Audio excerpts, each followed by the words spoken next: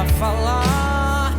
Preparem a mesa, vamos festejar. O filho perdido encontrou seu lugar. Eu venho correndo aos braços do Pai, ao lugar que estava, não volto jamais. De braços abertos me chama a entrar. Aqui em tua casa eu tenho lugar. Aqui em tua casa eu tenho lugar.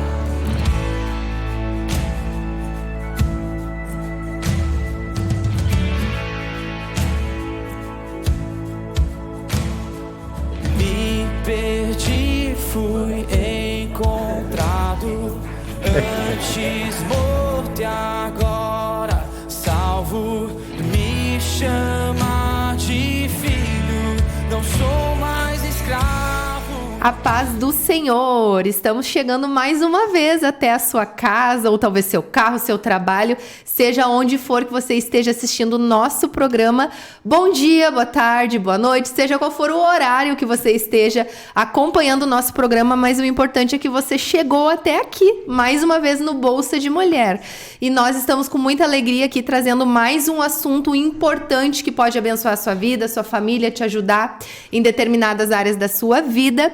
E estamos aqui nessa noite com a irmã Felícia, minha companheira de sempre. Hoje a Carolzinha não pôde estar com nós, infelizmente. Mas nós temos um convidado muito especial nessa noite, com certeza conhecido de muitos vocês, que é o Lisandro Sabino, que é o nosso deputado estadual, né?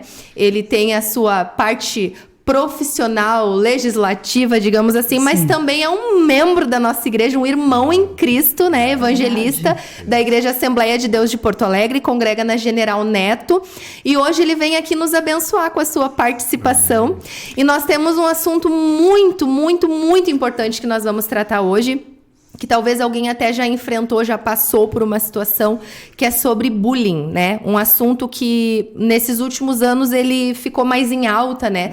Ele já existia, mas talvez não tinha esse nome, né? Mas sempre existiu esse problema.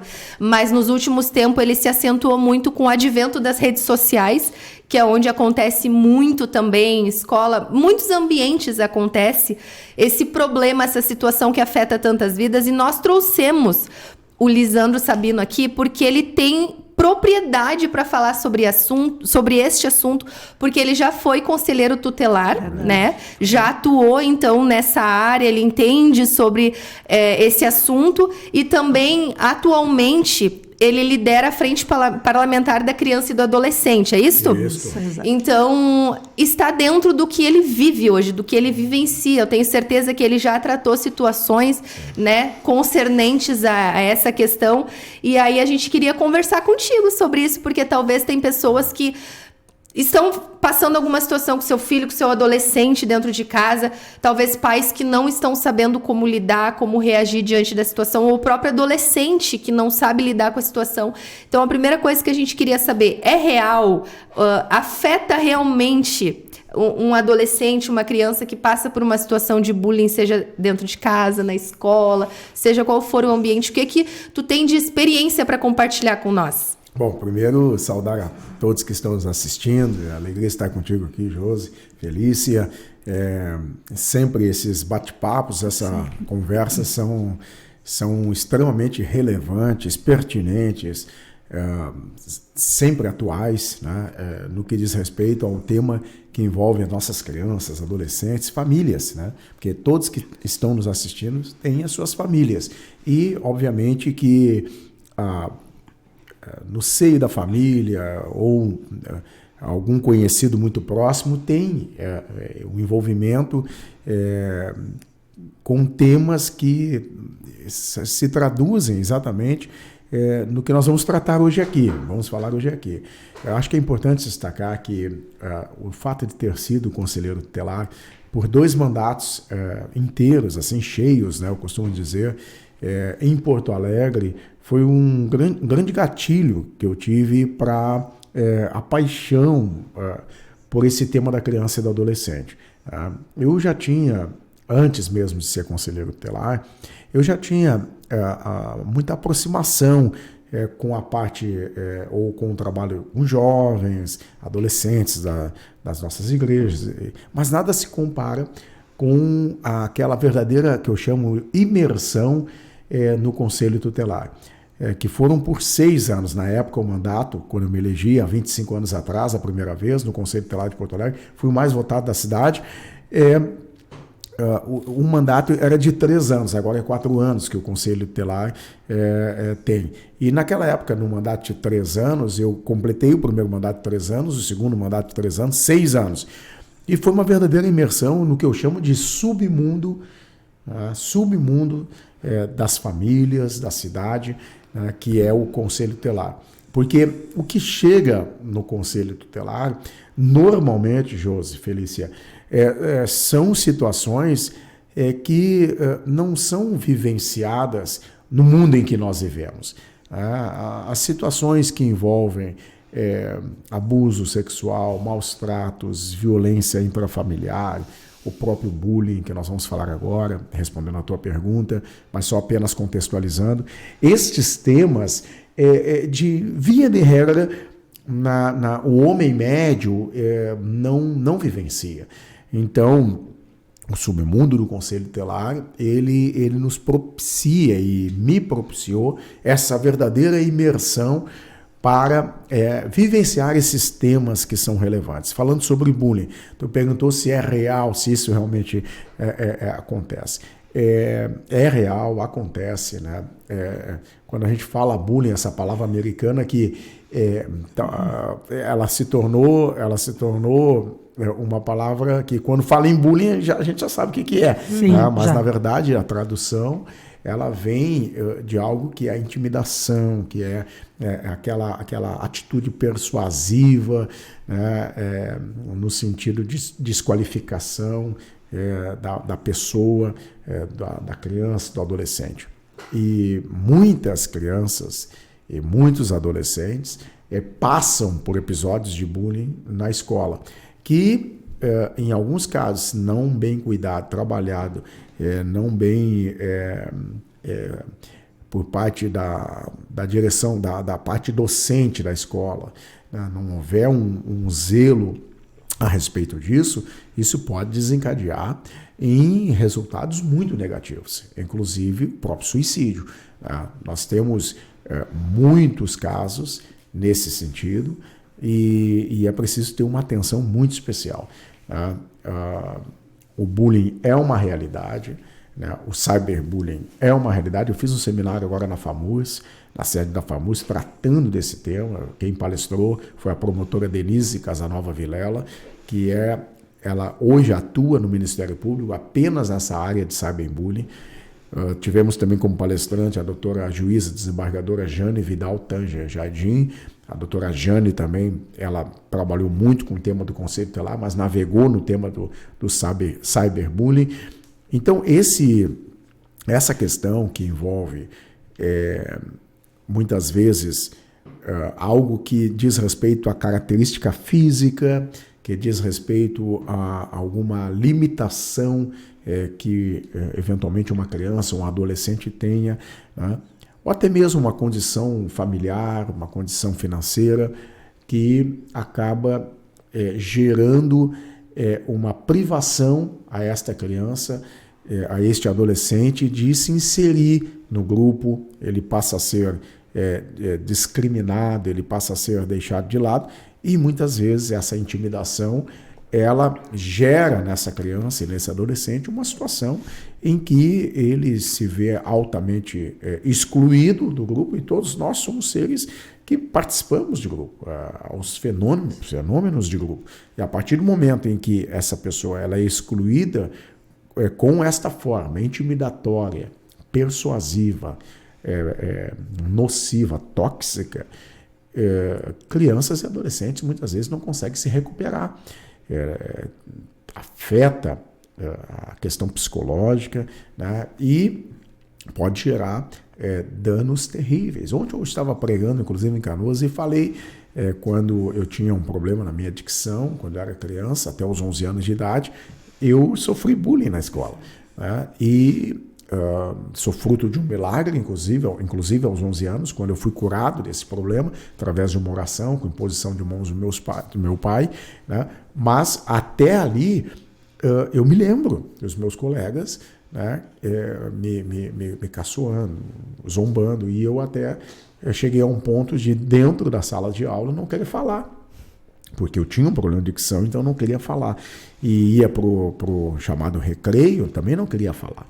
Então, ficava isolado, ficava num canto. Então, isso é uma realidade que muitos vivenciam há muito tempo. Hoje nós falamos em bullying, mas um tempo atrás não se falava, não existia essa palavra.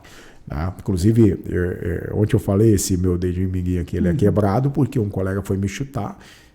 Estavam ali naquele momento de intimidação, e eu fui me defender e realmente quebrou esse meu dedo. Então, nunca esqueci o nome do colega que fez isso, Márcio Mesomo.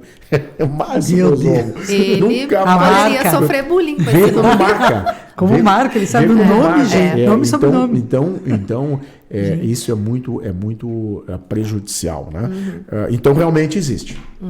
E para ver como talvez ele nem lembra do que ele fez contigo, né? Talvez se encontrar com ele hoje, eu acho que ele não lembra mesmo. Mas a pessoa que sofreu é completamente diferente. Aquela coisa, né? Quem bate esquece, e quem apanha não esquece. E nessa situação toda que tu tens descrito aqui para nós, enquanto tu falava, eu pensava o quanto é importante a atuação da família, né? Porque se tu pensar, às vezes uma criança, um adolescente, ele não está dimensionando o estrago que ele pode estar fazendo na vida de alguém. E aí a importância de, dentro de casa, o pai e a mãe detectar determinados comportamentos da criança. Daqui a pouco tá numa pracinha com o filho. Quer ver? Eu tenho uma criança de 4 anos. Eu sei que tem situações que ele vê, que ele percebe que é diferente, mas ele ainda não tem um filtro. Por exemplo, esses dias nós, num local, assim, havia uma criança cadeirante. E eu vi que ele olhou e ele ficou olhando, e eu já comecei a ficar preocupada de ele falar algo. Por quê? Ele é questionador, ele pergunta. Eu já fui puxando ele para longe para tirar da situação, porque eu sabia que poderia, em determinado momento, ele chegar e perguntar: mas por que ele tá ali, mãe? Por que... Então, depois eu chamei no cantinho e expliquei, conversei, claro que dentro do que ele consegue entender, e expliquei. Só que às vezes eu acho que falta esse cuidado dos pais, de desde cedo ir ensinando que pessoas são diferentes, que a cor é diferente, que a fisionomia é diferente, porque às vezes a criança chega na escola e às vezes ela só tá reproduzindo o que ela vê dentro de casa, vê o pai falar: olha lá o vizinho, aquele não sei o quê, olha o teu tio, aquele careca, olha o teu... E às vezes a criança vai imitando o comportamento dos pais, só que os pais talvez não vão falar na frente da pessoa, vão ter um filtro, né? E a criança e o adolescente às vezes não tem. Então, tu falaste algo aqui que é muito importante, a questão de que às vezes está fazendo um estrago irreversível na vida de alguém, né? Às vezes as palavras, né? Eu sempre falo isso. Comportamentos, atitudes, a gente consegue reverter muitas vezes. Escolhas, a gente consegue reverter. Mas palavras são coisas que depois que saem são como flechas. A gente não consegue mais resgatar.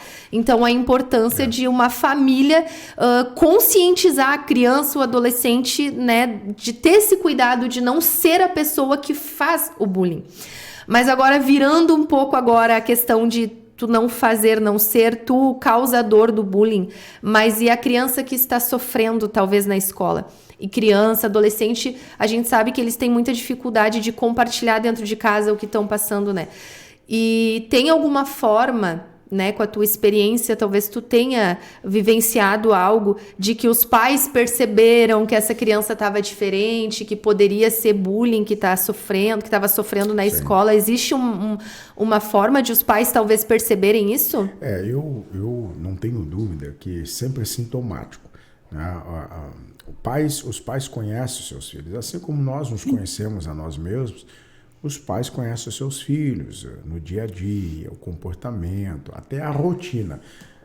É sintomático, começam a acontecer mudanças que são significativas, que são alertas, acende o sinal do semáforo, o sinal amarelo de atenção, né?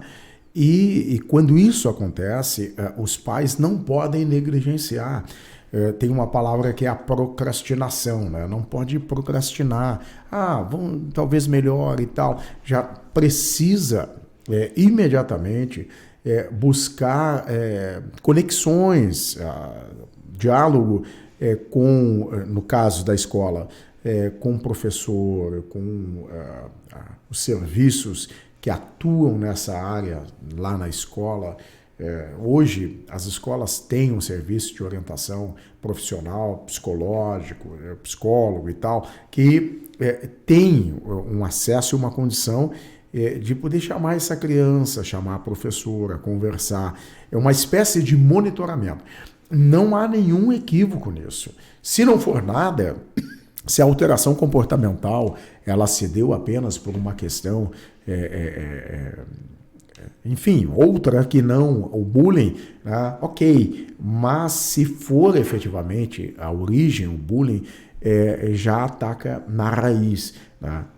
É possível ver isso em casa e se isso for identificado, não pode deixar para amanhã. Tem que ser uma ação, aquela questão de ir na raiz. Não pode deixar passar.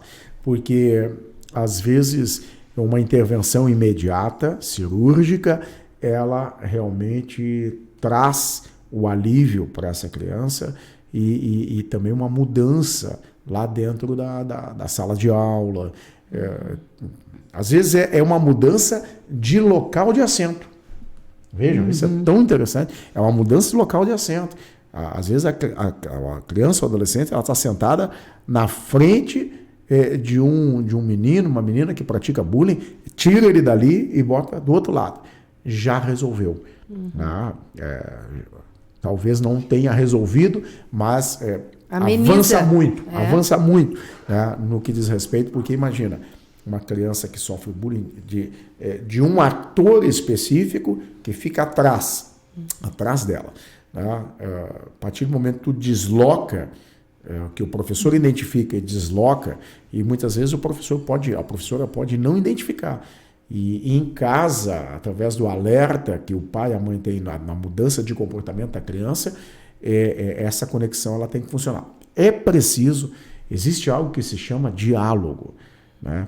Conexão, em inglês fala-se sobre relacionamento, relationship, relacionamento. Tem que buscar isso, tem que tratar isso. Né? Os pais não podem ficar imaginando que o tempo vai resolver. Não, o que resolve são as conexões, a conversa, o diálogo e efetivamente buscar esclarecer. Né? Repito, se foi um alarme falso que a gente fala, ok, né? Mas tratou. Então isso é fundamental. Tá. Agora, para a gente entender um pouquinho assim a diferença, né? Que até eu às vezes não consigo entender bem, mas em que momento que se torna bullying? É toda vez que é lançada uma palavra ofensiva para alguém? Ou como conceituar isso tanto no bullying que a gente está falando agora aqui mais diretamente desse que é presencial, não sei se é assim, mas na escola socialmente acontece, né?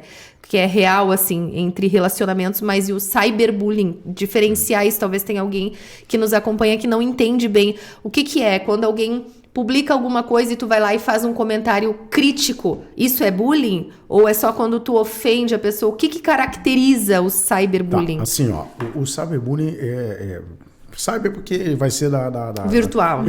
Tá? E a partir do momento que ele é ofensivo, já pode ser considerado. Né? O desmembramento disso, através das reações de quem é vítima, não é o caracterizador do cyberbullying. O caracterizador é a ação, é quem pratica, é quem publica. Né? Uma mensagem já pode ser considerada como cyberbullying, porque essa mensagem, ela tem pessoas que quando elas são ofendidas, isso afeta tanto ela, deprime tanto, traz uma consequência tão nociva, né? Um comentário que é extremamente suficiente para que essa pessoa entre em um estado emocional de comprometimento muito grande. Então, o cyberbullying é isso, é a partir do momento em que há a ação da publicação ofensiva a alguém, né? E o bullying é da mesma sorte. Só que em um ambiente, por exemplo, escolar, né? Às vezes uma brincadeira, uma puxada de cabelo, gente, tem coisas que são da gurizada, né? que nós vivenciamos, né? Não vou entrar aqui em exemplos que todos nós vivenciamos, quem está nos assistindo, não vou entrar aqui em exemplos, mas que tem coisas que são até estúpidas, idiotas, mas que todos nós rimos, fizemos, praticamos, talvez, quando era criança. Ok, uma ação isolada, a professora olha, para com isso e tal, né? É uma situação. Na vida prática e real, o bullying, ele transcende ao limite de algo extemporâneo, de algo momentâneo. O bullying ele é considerado a partir do momento em que ele ameaça a integridade psicológica da criança. Tá? Ameaça, é somente no campo da ameaça. Eu não entro nem no campo da violação da integridade psicológica. É no campo da ameaça. Se eu tenho uma ameaça à integridade psicológica desta criança, desse adolescente, eu já estou em um campo minado chamado cyberbullying.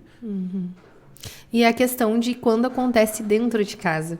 Porque a gente sabe que tem situações em que pai, mãe, o contexto familiar, às vezes, já causa, a criança às vezes já chega na escola, às vezes a gente até brinca, né? Já está chegando preparado para enfrentar a escola, porque dentro de casa já a própria família, e nem é situação de tu rir, porque às vezes realmente tu te depara com situações como essa.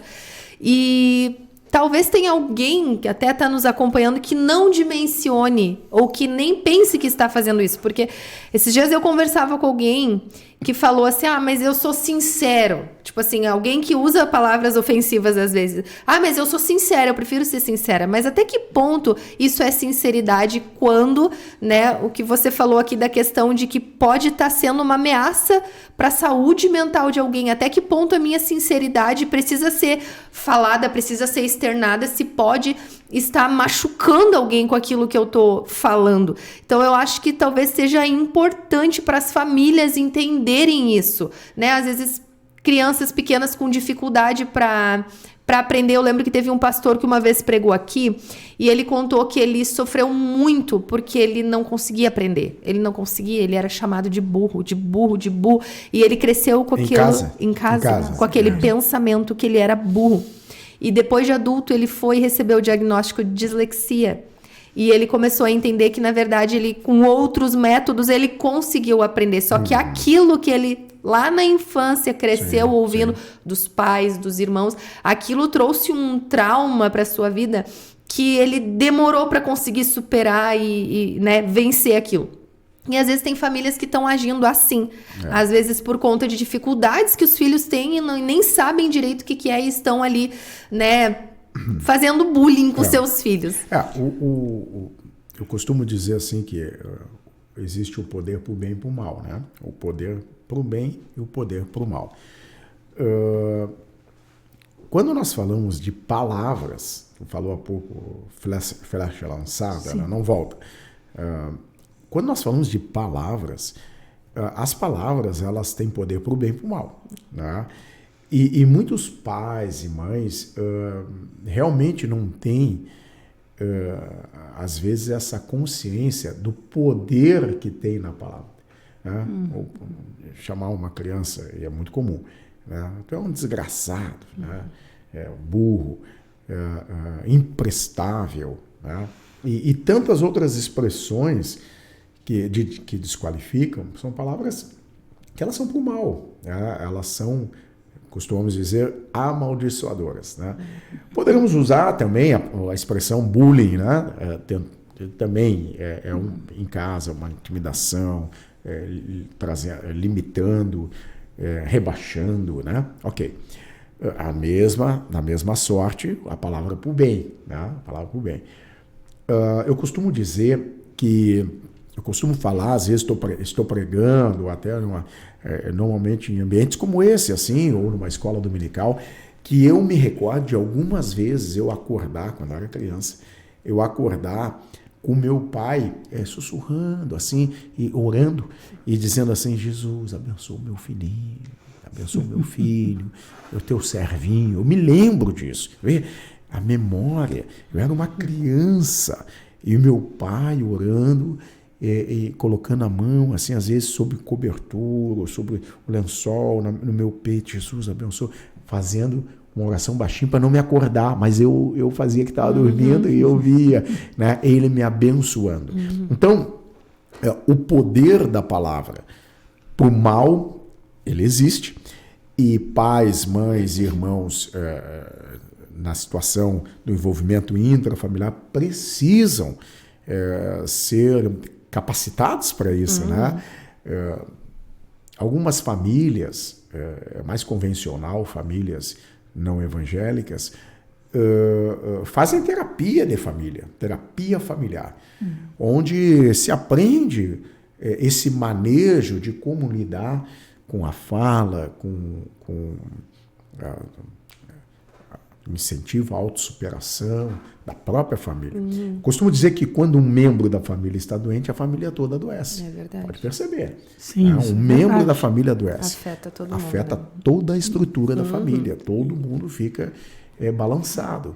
Então, se eu tenho um contexto que é inegável, em que se um membro da minha família, se um membro fica doente, toda a família adoece. Por que eu, enquanto família, vou desejar o mal de um irmão meu, do meu filho, da minha filha, do meu pai, da minha mãe? Então, também, por outra via, não é incomum, não é nada incomum encontrar um filho, uma filha, se levantando contra o pai. Né? Aí já é grave no tocante ao princípio de honra, né? Porque o prolongar dos dias, ele está claramente bíblico, né? A honrar o pai e mãe. Então, essa questão da utilização da palavra para abençoar, ela é muito poderosa. Ela é muito poderosa.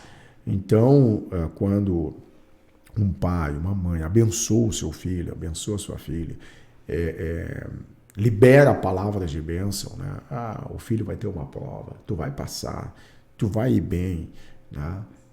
Deus vai te dar sabedoria, né? Enfim, usar palavras abençoadoras é o caminho, né? Porque se aquele filho ele for bem, se aquele filho, aquela filha, né, se destacar, amanhã depois vai para o exterior, se qualifica, tem uma boa condição financeira, esse pai, essa mãe vai ser abençoado. Então, por que um pai e uma mãe não vai liberar para um filho uma palavra de bênção? Mas o pai é limitado, a mãe é limitada. Não interessa, não precisa ter qualificação ou escolaridade para isso. Na verdade, é só externar o que tem no coração, né? É isso. Que a boca fala que o coração tá cheio. Então... E até assim, né, José, Felícia, se tiver um pouquinho de percepção de futuro, né? Esse menino aqui, essa menina aqui, amanhã depois vai cuidar de mim. Então, pai, mãe, tem que necessariamente liberar palavras abençoadoras. E os irmãos têm que ser orientados pelos pais nesse sentido. E uma coisa bem interessante que a Josi falou e levantou, e o senhor também, é a importância da comunicação, pais e filhos, né? E de falar com os filhos sobre o respeito às diferenças, né? Como, né, o filho da Josi, né, tem 4 anos, veio uma criança cadeirante. Hoje nós temos as situações de TDAH, temos crianças com diagnóstico de autismo. Recentemente, infelizmente, né, nós vimos no noticiário, né, um menino autista, né, apanhando de colegas da escola.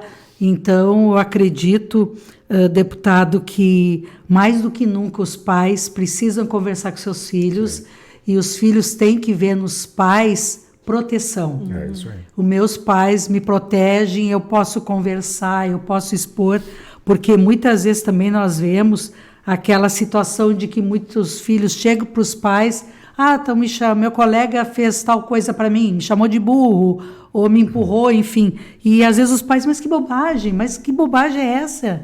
Não, mas se ele te empurrou, empurra também. Né? Alguns pais, inclusive, às vezes incentivam a violência. Não, se ele te empurrou, tu tem que empurrar, tu tem que dar o troco. Não, isso é uma bobagem, é uma besteira.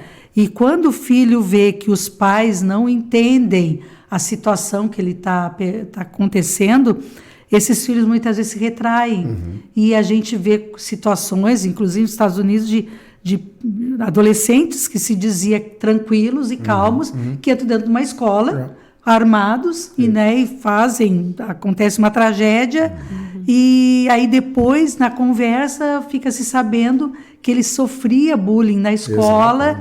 E que os pais ficavam assim, mas como? Nós não sabíamos. Né? Então, eu acredito que, mais do que nunca, a comunicação dos pais com os filhos e os filhos serem essa proteção. Né? E pai ser pai. E mãe ser mãe. Porque, mãe. Assim, parece uma redundância, Sim. Mas, na verdade, é assim, isso é uma coisa que me confrontou a primeira vez que eu ouvi, tá? Me confrontou muito porque eu ouvi alguém dizer assim, pai tem que ser pai, mãe tem que ser mãe. Pai não tem que ser amigo, mãe não tem que ser amiga. Pai tem que ser pai, mãe tem que ser mãe. Eu digo, como é que o pai não tem que ser amigo? Porque a gente gosta, acha tão... O pai é meu melhor amigo, a minha mãe é minha melhor amiga, né? Ou o pai dizendo a respeito, eu sou o melhor amigo do meu filho. O que um adolescente ou um jovem que ganha o carro dele, entra para a faculdade, o que ele faz com os amigos? O que o jovem faz com os amigos? Quem é amigo mesmo? O amigo do jovem. O jovem, ele vai curtir, vai contar piada, vai brincar. Nós falamos há pouco aqui que lá na escola, umas brincadeiras bobas, idiotas, né? Mas que todos nós fizemos, tá? Coisa que faz com aspas, né? Amigos, né? Amigos. O que é o meu melhor amigo que eu vou desabafar, vou falar alguma coisa que eu estou sentindo, aí o adolescente está começando a gostar da guriazinha e tal, aí vai falar para o amigo. E o pai? O pai não pode ser o amigo, nesse sentido da palavra. O pai tem que ser pai, a mãe tem que ser mãe, que é o que tu falou, Felícia. Quando se tem a figura paterna, se tem segurança. Né? Segurança. E nessa segurança com a figura paterna, costuma-se dizer, né? Quando eu me aperto, eu corro para o pai. Né? Não é para o amigo até. O amigo não vai me salvar de uma encrenca. Sim. Quem vai me salvar é o meu pai. Quem vai me salvar é a minha mãe. Né? Eles que vão tirar... vão desarmar a bomba. É eles que vão ter a qualificação, a condição de ir lá conversar com o meu professor, com a minha diretora da escola. Então, pai é pai, mãe é mãe. E essa figura, ela se desenvolve através da relação de confiança. Sim. Tá? Esse sentimento de segurança é o que tu falasse. E que nós estamos abordando aqui. É a comunicação, é conversar. É fundamental. Então o pai e a mãe precisa cada dia mais, né, Josi e Felícia, tirar um tempo para conversar. Num dia, no mundo em que nós estamos vivendo, que... Esse é o maior desafio, né? Sabe que perguntaram para os líderes mundiais, né, para alguns líderes mundiais, se tu pudesse escolher 2 horas do teu tempo para um almoço, com a personalidade que você quisesse escolher. Esses líderes, empresários, bem-sucedidos, responderam, eu gostaria de 2 horas ter a oportunidade de almoçar com Barack Obama. Outro disse, eu gostaria de outros com o Papa, né? Outros falaram, eu gostaria de almoçar, até Jesus apareceu, com Jesus, né? Ok, aí perguntaram para crianças, filhos desses líderes. Ai. Se você pudesse escolher com quem gostaria de almoçar por 2 horas, eles responderam com meus pais. Com os meus pais. Porque as pessoas, elas abdicam do tempo em detrimento das atividades do dia a dia, do labor, e não dedicam tempo para os seus filhos. E ainda mais que isso aqui hoje, ó. Isso aí tá roubando tempo. Eu vou nos restaurantes, aí eu vejo, por exemplo, uma família com 2 filhos. Uma criança sendo intertida num iPad grande já, né, com um filmezinho, o outro, um filhinho já de maioridade já aqui, e o pai e a mãe conversando, eles estão na rede social. Às vezes eu brinco, converso, às vezes estou com a Tanisa, eu digo assim, eu acho que o esposo e a esposa estão conversando pelo WhatsApp na mesa. É um absurdo. A conectividade nos tirou dessa possibilidade de diálogo, de conversa. Então, quem nos assiste, não abra mão do diálogo, não abra mão da conversa. Né? Chame o filho para a roda. Tem uma técnica chamada ponto alto e ponto baixo. Né? Quando senta à mesa à noite ou ao meio-dia para conversar, ou até mesmo, como diz a gurizada, não rolou o almoço ou a janta, senta para... Qual foi o ponto alto do teu dia? Qual foi o ponto baixo do teu dia? O ponto alto foi que a minha professora me deu os parabéns pela minha redação. Beleza. Qual foi o ponto baixo? O ponto baixo foi quando a minha colega, ela falou que o meu tênis é tênis feio. Opa! Olha aí. Está aqui uma possibilidade de eu começar a observar. Se abriu ali um acesso, né? É isso aí. Que programa precioso esse, gente, pois então, né? Só que infelizmente já foi o nosso horário, a gente precisa encerrar, mas eu tenho certeza que assim como eu fui muito abençoada, já gravei aqui umas dicas bem boas, e quem pegou aí o ponto-chave desse programa, família, pai, mãe, filho, precisa ter o seu momento junto, conversar. É desafiador na era que nós vivemos, mas tem como, não é questão de tempo, é questão de prioridade. O que nós estamos priorizando? Então, envia esse programa para alguém aí da tua família, alguém que tu sabe que vai ser abençoado, edificado através desse podcast. Nós agradecemos. Obrigado pela sua participação, deputado. Obrigada. Foi uma bênção. Todo o seu conhecimento e experiência contribuiu muito com esse programa. Obrigada, irmã Felícia, mais uma vez.